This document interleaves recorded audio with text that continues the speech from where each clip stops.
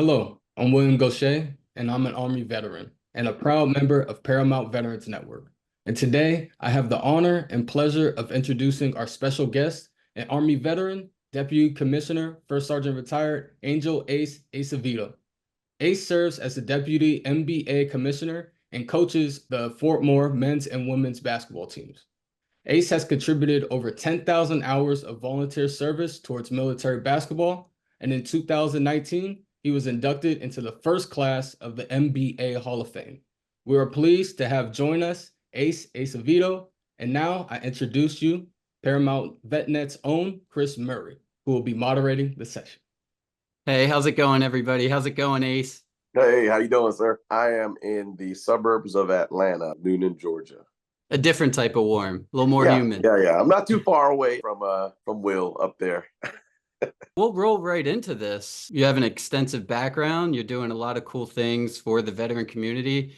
And just the idea of a military basketball association for people to come together that may be dealing with issues, PTSD, things that keep busy and be a part of a team, I think is amazing what you guys are doing. So before we get into that transition, let's start. So what drove you to join the military? I come from an Air Force background. My dad served 20 years, got a chance to see the world. And I knew that when I joined, I wanted to do the same thing and just go to different places throughout the world and just see different cultures. And I came from a very disciplined background. So I knew that joining the Army was going to be easy for me because I was used to structure and getting stuff done the right way when being asked to get it done. So I didn't have a problem with following instructions. So I knew that my transition into the military was going to be pretty simple. Yeah, it was a great experience for me. So how did the military mold and shape you to be the great man that you are today?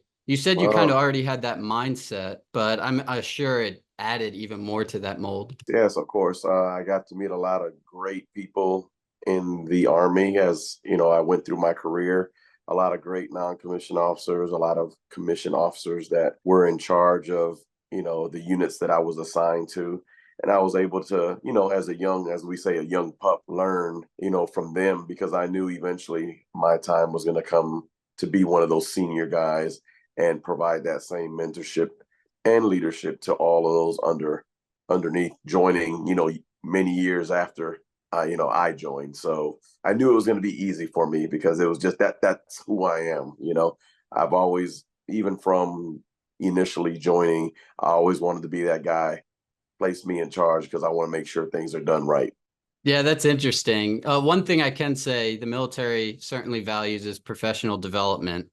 They give you a lot of tools and resources to get those leadership skills, put you in charge of things that you may not have had the ability to be in charge of, kind of like trust you and force you to grow up, Yeah. So all the schooling that they put you through, primary leadership development course, basic non-commissioner officers course, advanced non-commissioner officers course.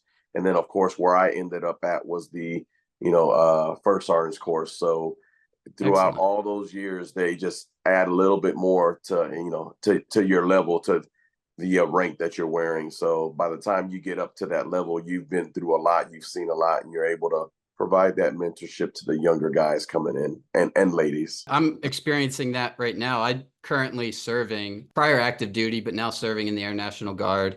And I remember in my head, I was like, I'm going to get out when I E5 staff sergeant, I made sergeant, that's my quota. And here I am, recently promoted to master sergeant E7. That was back in March. It's like, oh, now I'm in the senior non-commissioned officer corps.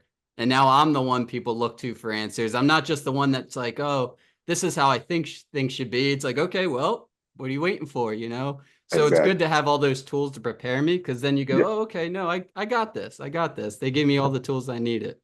Absolutely.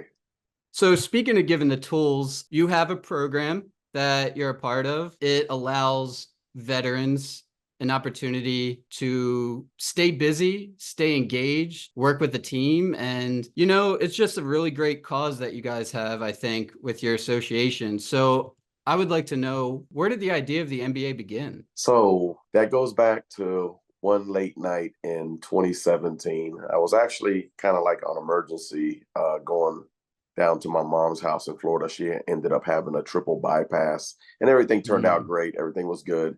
But one of those nights that I was, after she had surgery, I was able to talk to Mike. It was about maybe 1, 2 o'clock in the morning. And I said, hey, we need to come up with a plan as far as making military basketball pure. Actually, he was already on top of it, but I guess we were kind of thinking the same thing at the same time. What we wanted to do was have military installation basketball teams across all services compete and represent their installation in a pure professional way, meaning when I say pure, folks assigned from your base. There's two sides of basketball, and I'm more with the, hey, let's make sure that everybody on each of these teams that's going to be a part of the NBA belong to their installation, and they're grinding with those guys every day, that they're practicing with those guys, that they're traveling. These are guys that are, forming a family, a bond together, and coming to the NBA finals 9 months later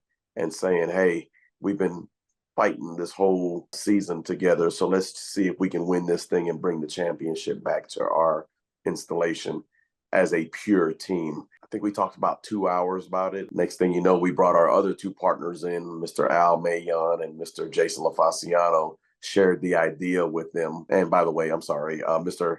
Al Mayon is our MBA president of basketball operations, and Mr. Jason LaFaciano is our conferences commissioner. They definitely loved the idea, and here we are 7 years later with almost 40-something teams participating in our conference. That's awesome. And you referenced Mike Myers earlier, and then for those that don't know, the current commissioner of the Military Basketball Association and founder. You guys are doing awesome stuff. It's been years now, still running, still going. So what would you say is the current mission of the MBA in present day, the way it looks like now? Okay, so we definitely want to provide a platform for our soldiers, all of our service member men and women, to be able to play in a safe spot. A lot of us come back different. Everybody has their thing. So for the military basketball player, we want them to have a place to play in where they can kind of forget about what they got going on, if they got any stressors going on in life, that they can be with their teams and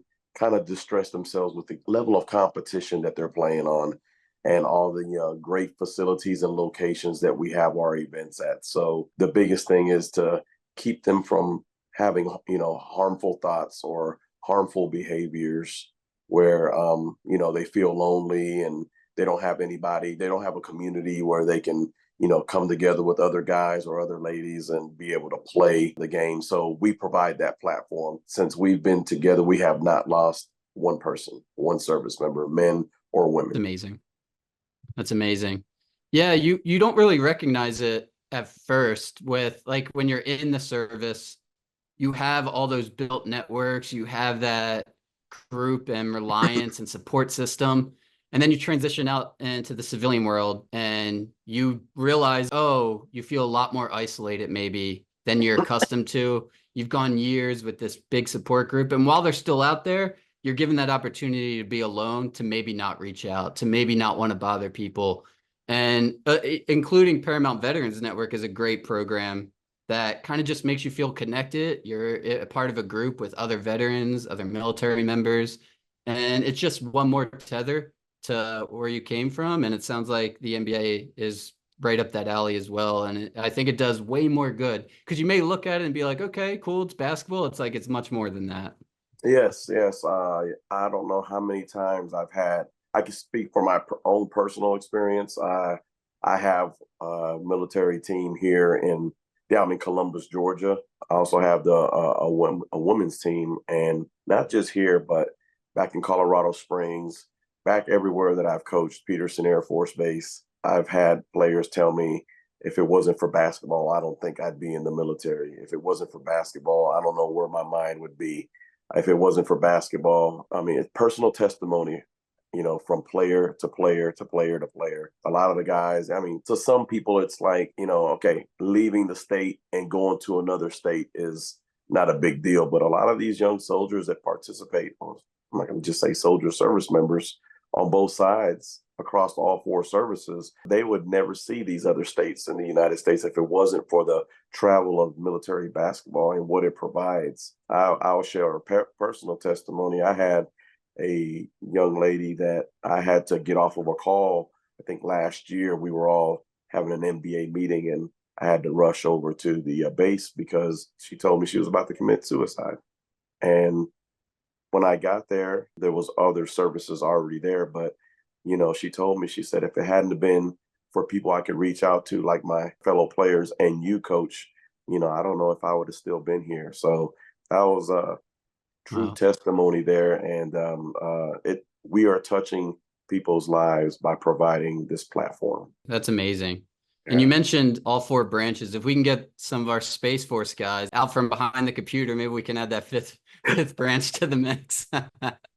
Absolutely. So speaking of Space Force, Patrick Space Force just joined the league out here in the Atlantic. Awesome. So I will Good. get a chance to see them in about another month and a half. They're participating in the Atlanta Military Classic here. Yeah, I was surprised when I went from Air Force to Space Force. I was like, okay, it's going to be, I get what I'm getting into. And it's like, no, a lot of those guys fit to fight, good gym regimens. Like, it's still the military. And it's like, oh, okay. They're not just Right. behind the computer. They're just buff behind a computer. That's it. That's it. It's okay.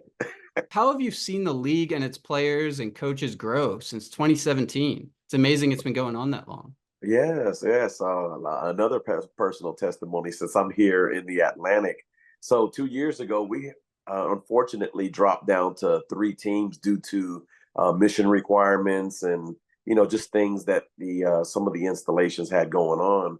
And last year we went back to up to 9 teams, but this year we had an explosion of teams. We're up to 18, 19 teams just in our conference. And that just goes to show you that these teams love what the NBA is doing and the platform that they're providing for military basketball.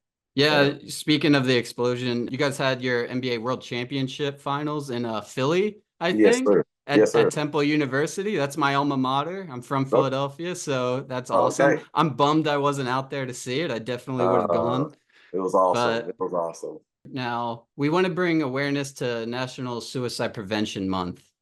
So how does the NBA lead from the front when it comes to suicide awareness and prevention? You already spoke on, making those connections, but specifically with suicide prevention, what can you speak to that with the NBA?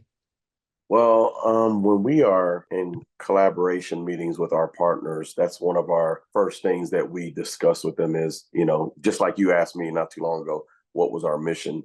So we immediately let our partners know, hey, look, this is why we do this for our service members. And we want to provide this platform to prevent our service members from having bad thoughts to hurt themselves and be in those lonely spots where, there's just nothing for them to do. And they have these flashbacks of whatever they went through back, in the war zone.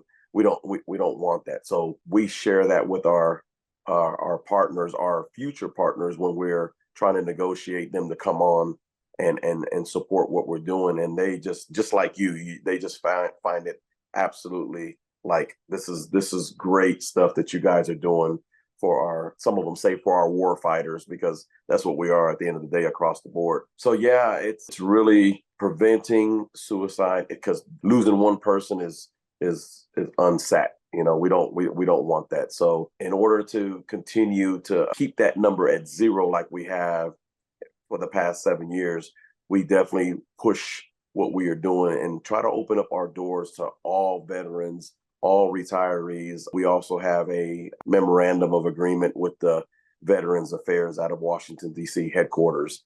So they actually help us promote what we're doing across the United States to wherever we have all of these military basketball events, whether it's conference games or basketball tournaments. I'm actually leaving tonight as we speak. In about another 5 hours, I'm flying down to Puerto Rico, and I have a meeting down there with the VA and another location where we're going to host for that community as well, to help those veterans and those retirees come out and see, hey, that, what, even though you're no longer in the military, you served, and this benefit is out here for you to come back out and join, and play the game that you want to play. As long as you can still get up and down the floor, that this program is here for you, whether you were a male veteran or a female veteran or a retiree. I think what we're doing it's great, and I think it has great impact on why our growth is just more teams are just coming out of the woodwork. I mean, we got teams that have reached out to us from Alaska this year, Montana, Seattle, Washington. We call these teams geographically dislocated teams because they're too far from the conferences, but we still provide a way for them to be a part of what we're doing because they're either still serving, they're veterans, or they're retirees, and they need the help too. They need that safe haven to be able to de-stress and still have the opportunity to play in the game that they love. Oh, and by the way, yeah, I mean, this is probably another conversation, but we have a Hall of Fame board ceremony where we induct players and coaches that have served and have retired from playing in the game. We don't forget about them. We bring them back, and we have this formal ceremony, and we're talking 450 to 500 people that attend this. So this whole MBA thing is perfect for what we're, for our service members and keeping them safe and keeping them with a smile on their face. Anytime we can have a chance to have an event and have guys and gals come out and be able to display their talents and not have to worry about, killing themselves or putting themselves in a bad space, then, it's a win-win for everybody. And what a legacy to be a part of. A really cool one, doing a cool cause, doing great things out there. Staying on topic with September and National Suicide Prevention Month, what are some resources that you would recommend for veterans or civilians who may be struggling with thoughts of suicide? I know the MBA is one of them, and then you're partnering with the VA, which is amazing. Yes, yeah. So of course, being a part of a team anyways, I think if you ask me personally, that's the first line of defense, because I think I'm a single guy or maybe in a relationship and I don't really have a open relationship with whoever I'm with. Maybe that player on the team I can kind of open up to and get some advice and get, sometimes it's just somebody listening to you that helps you. As long as you're able to vent and get it off your chest, you may feel better. Other opportunities, like you said, is the MBA itself, is just being a part of the MBA and then being around positivity, people that are doing the right thing, and that stuff keeps your mind off of negativity. And then, like you just said, we have a memorandum of agreement with the VA, any VA around the United States. Everywhere we go, we have resources where we can point the soldier to and get the proper help. So not only are you playing basketball now and being around people that are safe and point you into the right direction, there's also benefits through the VA, which are our partners, that we can point you in the right direction to and get you in front of the people that you may need to see to help you mentally. Love it. National Suicide Prevention Month is important and a very serious issue. There's also some positive on the horizon for September. I believe you guys have an all-star game coming up in Oklahoma City. Yes, that's another great benefit of being a part of the MBA. We play a 9-month season, which we tip off with our all-star game here in 2 weeks at Oklahoma City University. We're going on our 3rd year, and how you become an all-star. You're a part of your installation team. We have a partner called Snipback, which records and stats all of our games professionally. So now coaches and players can actually see how their players are doing. They can, break down stats and all that good stuff. And all that information gets added up throughout a course of 9 months. And at the end, after the MBA finals, we have a council of 5 retired service members from all of the branches of the military. They get a chance to look at all of that film, stats, and they're the ones that actually develop who gets the invite to the pool of all-stars. Then coaches are selected, and then there's a live draft on Facebook through First Formation, which is a good friend of ours. His show is about everything, NFL, NBA, but he's also a veteran himself. So he definitely helps us out with promoting what the MBA is and what we do. There's a live draft, and the coaches pick their players. It's 12 to 15 players. And then once the teams are formed, they get a chance to go compete at Oklahoma City. And to make it worthwhile, since it's only one game, we actually kind of curtail our bylaws for the quarters to be NBA, National Basketball Association quarters. So instead of playing our regular 10-minute quarters, we extend them to the 12-minute NBA quarters to make it a longer game. And that way everybody gets a lot of play time and gets to expose themselves and show why they were an all-star in the NBA. So all-star game, West versus East, Oklahoma City, September 14th. Now, I know that's not your last event of the year. So where's a good resource for people to check you guys out, see what's coming up, catch a game, or be a part of the program? So everybody can go. If you want to see what's going on, you can go to mymbaglobal.com. It's all together, mymbaglobal.com. And you can also go to the Military Basketball Association page on Facebook. And also you can go to the WNBA, the Women's Military Basketball Association, on Facebook to see what the men and the women are doing. And by the way, I am the interim commissioner for the Women's Basketball Association as well. I wear a lot of hats. I try to stay busy because I feel that our cause is big. People love what we're doing. And if we weren't doing it, there's nobody else. There's no other organization out there that is doing what we are doing for military basketball for these service members. That's amazing. Ace, thank you so much for joining us. Yes. You guys are doing great work over there. Tell Mike we send our regards. He was missed today, but you guys are doing amazing things for the veteran community, for the military community. We can relate and appreciate it over here. So thank you again for taking the time, and I hope people go and check you guys out and be a part of a great cause. Yes. And I want to thank you all for taking the time out to really recognize, take time to really bring us on like you just did here, because it means a lot to us. It means the word is getting out. Paramount has been great to us. Betty Diaz, Will. I mean, I've had a chance to meet them in person. I actually flew up to New York, sit down with Betty, and just a phenomenal person. She just opened so many doors for us. So we're very grateful for Paramount VetNet. Well, we're grateful for you and everything you guys are doing. Thank you, everybody, for joining us for another Coffee with Vets. I'm Chris Murray with Paramount Veterans Network, and we look forward to seeing you on the next one.